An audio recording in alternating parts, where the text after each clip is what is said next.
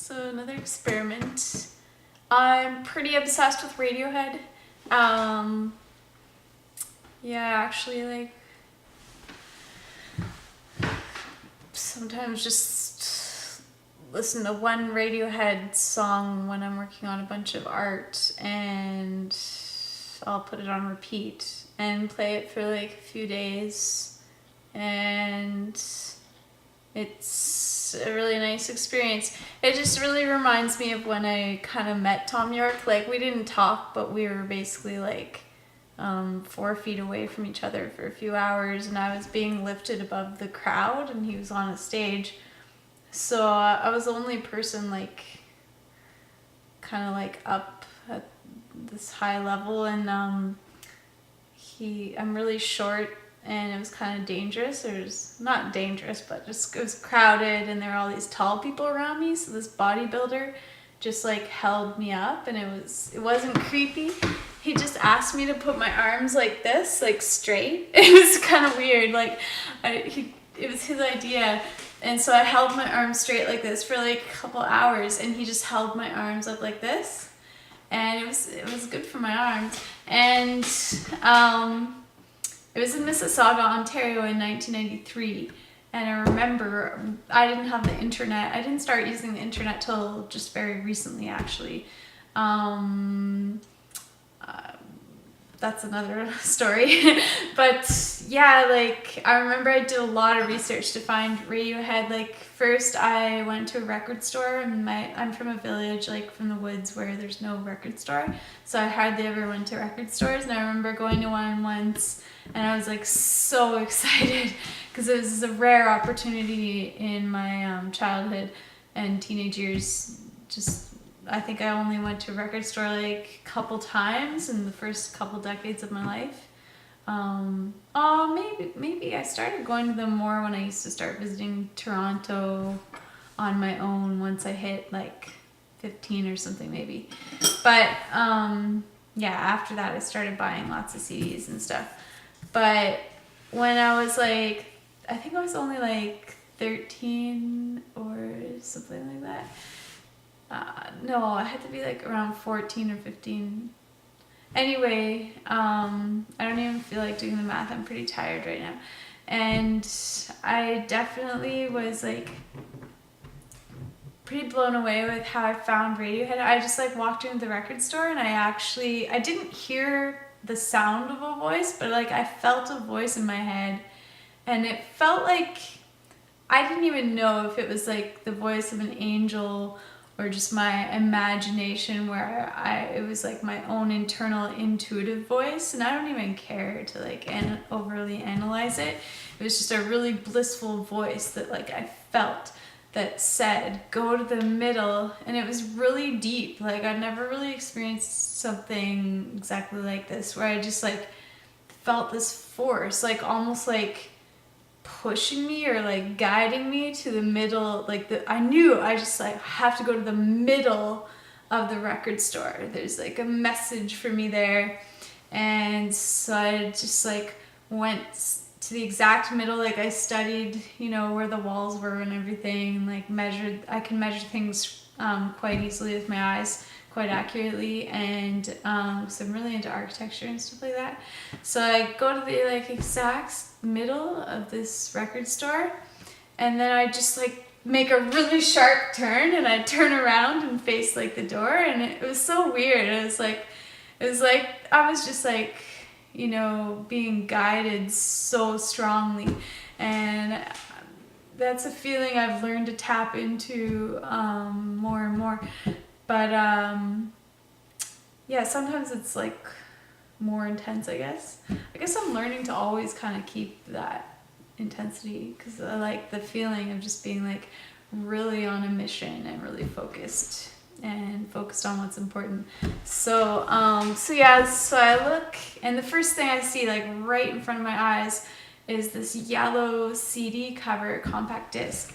And it's like wrapped in cellophane, and it's like on a shelf, and it's mostly yellow, and then there's like little rainbow colors, and it was the Pablo Honey album cover art that really like pulled me to this CD, and and then I saw the lettering. It was like evenly spaced out, and it just looked so clear to me. The energy looked really clear, and it looked like whoever made that art really, really loved it. And to me, it has a lot of energy, even though it's like quite simple, that artwork. So and there's like a little baby face in the middle of a flower, so it's really pretty sweet. And I saw it and I just thought I was like seeing something from angels, but it was like in real life, and I was just like, oh my god. And I just like, that was honestly one of the best moments of my life, was finding that album cover art, because I just thought it was like the most lovely thing. And I was really into illustrating in those days too, so it really, really meant a lot. And I'd never heard of this band, Radiohead, and I just basically bought the album because of my intuition. And I loved the name. I still resonate with the name. Obviously, a lot of people do too. But I used to play a game called Radio that I invented when I was a kid, so it just really resonated. Like, I used to just get a table, like kind of like where I am now, and I'd set it up beside my piano, and then on the table I'd have a vinyl record player, and then I'd have a cassette player that played 2 cassettes. And then I'd have a flute and a recorder and sometimes an electric keyboard. And then like I'd just fiddle around with stuff. And I'd like play the radio and I'd play different songs and I'd like overlap different sounds.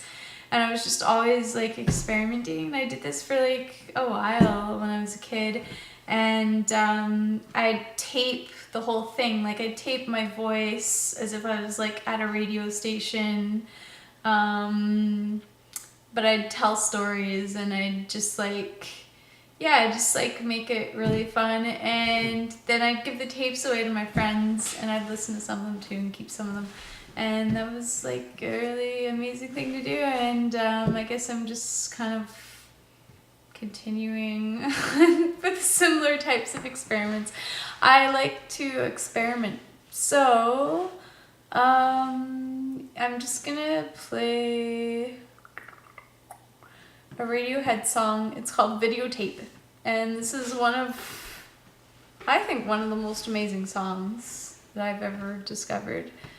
And so I'm going to play it, and I think I'll just, again, improvise like whatever comes out with my voice, kind of layering with it. And here goes. Love Thom Yorke. He's from the same part of the universe as me or something like that. We have weird eyes too, and Jonesy from Sigur Rós has a weird eye too, and like I feel like I'm supposed to sing with these guys. Ideally, I'd like Thom Yorke and Jonesy and me to be in the same room, jamming ideally for a long time, but whatever. Even if it's a short time, it doesn't matter. It'd be an amazing experience, and I do believe that's possible.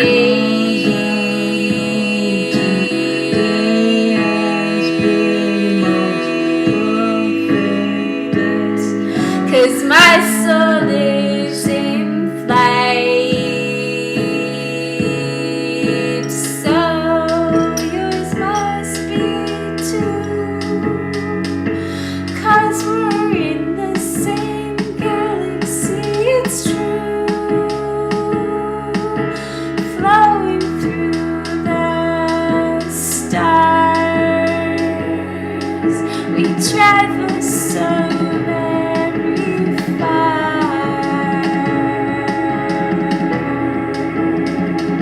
to come down together on planet Earth.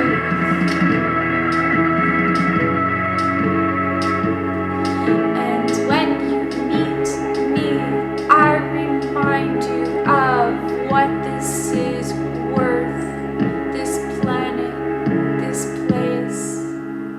Look inside the truth written on my face. This is a whiz. I do what I like, so pass me that mic.